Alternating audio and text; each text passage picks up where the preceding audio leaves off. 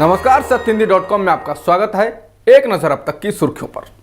विश्व बैंक ने बुधवार को एक रिपोर्ट में बताया है कि भारत में साल 2020 में कुल 5.6 करोड़ भारतीय लोग गरीबी में फिसल गए। विश्व बैंक ने यह report think tank centre for monitoring Indian economy द्वारा किए गए घरेलू सर्वेक्षण के आंकड़ों का हवाला देते हुए दी है। Centre for monitoring Indian economy द्वारा किए गए उपभोक्ता पिरामिड घरेलू सर्वेक्षण के निष्कर्षों को अभी अंतिम रूप दिया जाना बाकी है, लेकिन उनका उपयोग विश्व बैंक द्वारा पॉवर्टी एंड शेयर्ड प्रॉस्पेरिटी 2022 शीर्षक वाली अपनी रिपोर्ट में किए गए वैश्विक गरीबी अनुमानों के लिए किया गया है। वहीं फाइनेंशियल बॉडी ने कहा कि भारत में गरीबी पर उसका अनुमान अंतर्राष्ट्रीय मुद्रा कोष यानी कि IMF में प्रस्तुत एक पेपर की तुलना में काफ़ी अधिक था, जिसमें दावा किया गया था कि 2020 में 2.3 करोड़ भारतीय गरीबी में पहुंचे थे। अब सरकार चुनाव से जुड़े कानून में बदलाव करने जा रही है। सरकार ने ही कहा है कि वो चुनाव से जुड़े कानून में बदलाव लाने के लिए चुनाव आयोग से संपर्क में है। कानून मंत्री किरेन रिजिजू ने टाइम्स ऑफ इंडिया को बताया कि सरकार इसको लेकर चुनाव आयोग को विधायी समर्थन देने पर विचार कर रही है। उनका कहना है कि सरकार ऐसा जनप्रतिनिधित्व अधिनियम में संशोधन के माध्यम से प्रमुख चुनावी सुधारों के लिए कर रही है। हालांकि उन्होंने साफ नहीं किया कि जिन कानून में सरकार संशोधन करना चाहती है उनमें क्या कमियां, खामियां या गड़बड़ियां हैं। बता दें, कानून मंत्री के इस बयान से पहले ही चुनाव आयोग ने भी एक पहल की है। फ्रीबीज यानी मुफ्त की रेबड़ी बांटने को लेकर चुनाव आयोग ने एक परामर्श पत्र जारी किया है। उसमें कहा गया है कि राजनीतिक दल विधानसभा या आम चुनावों से पहले किए गए वादों की लागत का विवरण दें और उन वादों को पूरा करने के लिए पैसे कहां से आएंगे, मतदाताओं को इसकी जानकारी भी दें। फ्रीबीज पर चुनाव आयोग का यह प्रस्ताव तब आया है जब रेबड़ी कल्चर को लेकर आम आदमी पार्टी और बीजेपी के बीच बहस चल रही है। कांग्रेस अध्यक्ष सोनिया गांधी आज भारत जोड़ो यात्रा में शामिल हुई। आज ये यात्रा पांडवपुरा तालुक मांड्या से शुरू हुई। सोनिया गांधी सोमवार को ही कर्नाटक के मैसूर पहुंच गई थी।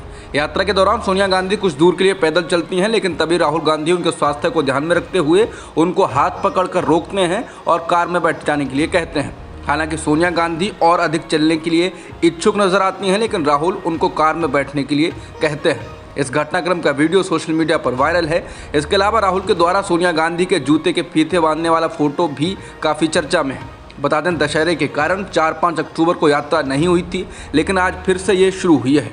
मालूम हो कि कांग्रेस कन्याकुमारी से कश्मीर तक भारत जोड़ो यात्रा निकाल रही है और इसमें सोनिया गांधी की उपस्थिति से निश्चित रूप से कांग्रेस के कार्यकर्ताओं में उत्साह का संचार होगा। पश्चिमी उत्तर प्रदेश के बीजेपी नेता संगीत सोम ने एक बार फिर विवादित बयान दिया है। संगीत सोम ने कहा है कि जिस तरह एक वर्ग की आबादी बढ़ती जा रही है, जिस तरह से आतंक फैलता जा रहा है, ऐसे में राजपूत समाज को फिर से शस्त्र उठाने पड़ेंगे। बता दें, संगीत सोम साल 2022 के विधानसभा चुनाव में मेरठ की सरधना सीट से चुनाव हार गए थे। संगीत सोम साल 2013 में मुजफ्फरनगर में हुए दंगों के अभियुक्त भी हैं। संगीत सोम ने यह बयान समाज के कार्यक्रम में दिया। यह कार्यक्रम दशहरे के मौके पर शस्त्र पूजन के लिए रखा गया था। संगीत सोम ने पत्रकारों से कहा कि आने वाले वक्त में शस्त्र की जरूरत अवश्य पड़ेगी, क्योंकि एक वर्ग की आबादी लगातार बढ़ती जा रही है। उन्होंने कहा कि राजपूत समाज अगर शस्त्र उठा लेगा तो कोई भी सिर से धड़ को अलग करने की बात नहीं करेगा और ना ही आतंक की बात करेगा। बता दें, संगीत सोम के खिलाफ सहारनपुर के देवबंद, मुजफ्फरनगर के खतौली, कोतवाली, सिखेड़ा, मेरठ के सरधना तथा गौतम बुद्ध नगर के थाना बिसहाड़ा में मामले दर्ज हैं। आरएसएस चीफ मोहन भागवत ने बुधवार 5 अक्टूबर को महिलाओं को लेकर बड़ी और महत्वपूर्ण बातें कही। उन्होंने कहा कि जो सारे काम पुरुष करते हैं वो महिलाएं भी कर सकती हैं, लेकिन जो काम महिलाएं कर सकती हैं वो सभी काम पुरुष नहीं कर सकते। महिलाओं को बराबरी का अधिकार, काम करने की आज़ादी और फैसलों में भागीदारी देना ज़रूरी है। इसके अलावा उन्होंने महिलाओं को और अधिक सशक्त करने की तमाम बातें कहीं। इसको लेकर कांग्रेस के वरिष्ठ नेता दिग्विजय सिंह ने पलटवार किया। दिग्विजय सिंह ने सवाल पूछा है, क्या कभी किसी महिला को राष्ट्रीय स्वयंसेवक संघ की सरसंघ चालक के रूप में चुना जाएगा? इसके अलावा दिग्विजय सिंह ने और कई सवाल उठाए।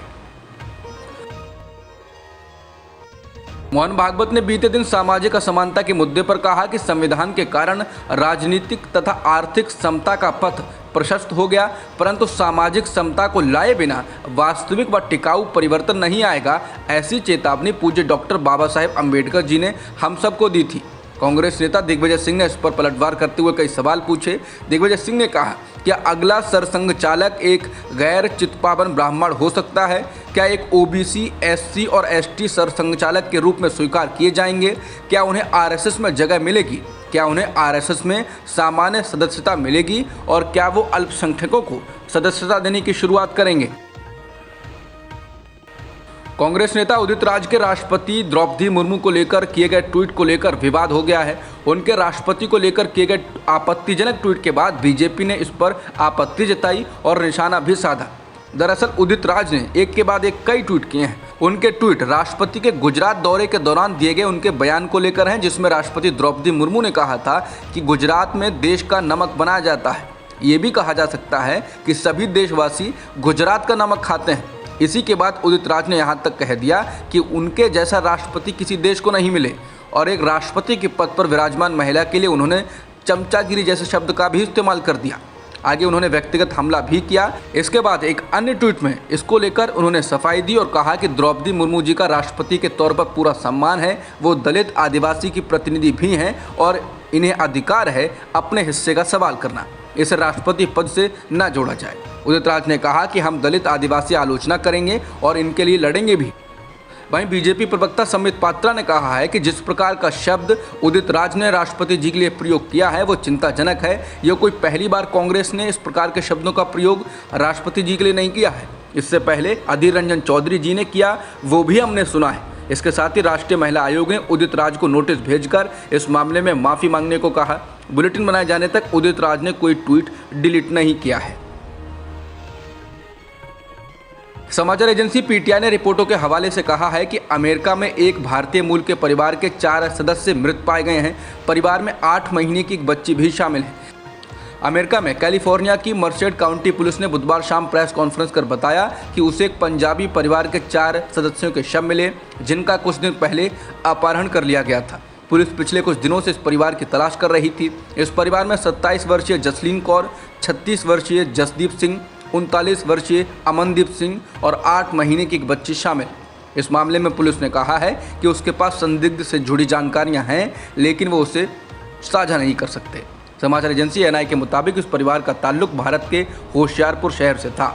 वहीं पंजाब के मुख्यमंत्री भगवंत मान ने इस पर दुख जताया और कहा कि मामले की उच्च स्तरीय जांच होनी चाहिए। थाईलैंड में हुई एक बेहद दर्दनाक घटना में एक शख्स ने गुरुवार को 34 लोगों की गोली मारकर हत्या कर दी। मरने वालों में 22 बच्चे भी शामिल हैं। यह घटना नोंगबुआ लाम्फू के एक चिल्ड्रन डे केयर सेंटर में हुई। न्यूज़ एजेंसी रॉयटर्स के मुताबिक इस जघन्य वारदात को अंजाम देने वाला शख्स पूर्व पुलिस अफसर है। हत्यारों को पकड़ने के लिए पुलिस ने तमाम जगहों पर दबिश भी दी, लेकिन वारदात को अंजाम देने के बाद उसने खुद को गोलियों से उड़ा लिया। हत्यारे का नाम पान्या खामराब है। हत्यारे ने वारदात को क्यों अंजाम दिया, इस बारे में पता नहीं चल सका है। रॉयटर्स के मुताबिक पुलिस अफसरों ने बताया कि हत्यारे ने अपनी पत्नी और अपने बच्चे की भी गोली मारकर हत्या कर दी। उसे पिछले साल ही पुलिस की नौकरी से निकाल दिया गया था। ड्रग्स लेने की वजह से उसे नौकरी से निकाला गया था। पुलिस ने बताया कि मृतकों में 2 साल के बच्चे तक शामिल हैं। 34 लोगों की मौत होने के अलावा 12 लोग घायल भी हुए हैं। भारत की एक कफ सिरप कंपनी के द्वारा बनाए गए कफ सिरप को लेकर केंद्र सरकार जांच कर रही है। जांच का आदेश विश्व स्वास्थ्य संगठन यानी WHO के उस अलर्ट के बाद आया है, जिसमें गाम्बिया में 66 बच्चों की मौत को इन कफ सिरप से जोड़कर देखा गया है। स्वास्थ्य और परिवार कल्याण मंत्रालय के सूत्रों के मुताबिक WHO की ओर से drug control general of India को बीती 29 सितंबर को इन कफ सिरप को लेकर अलर्ट भेजा गया था। इसके बाद central drugs standard control organisation ने इस मामले में जांच शुरू की। एनडीटीवी ने सूत्रों के हवाले से कहा, ये कफ सिरप हरियाणा के सोनीपत में लगी फैक्ट्री मैसर्स मैडन फार्मास्यूटिकल लिमिटेड के द्वारा बनाए गए हैं। जांच में ये पता चला है कि इस फर्म ने इन कफ सिरप को सिर्फ गाम्बिया को ही निर्यात किया था। कंपनी की ओर से इस बारे में कोई जवाब नहीं आया है। द इंडियन एक्सप्रेस के मुताबिक हरियाणा सरकार ने इस बात की पुष्टि की है कि इस कंपनी ने ही कफ सिरप को बनाया है। अब तक की खबरों में इतना ही। बाकी खबरों के लिए बने रहिए सत्यहिंदी.com के साथ।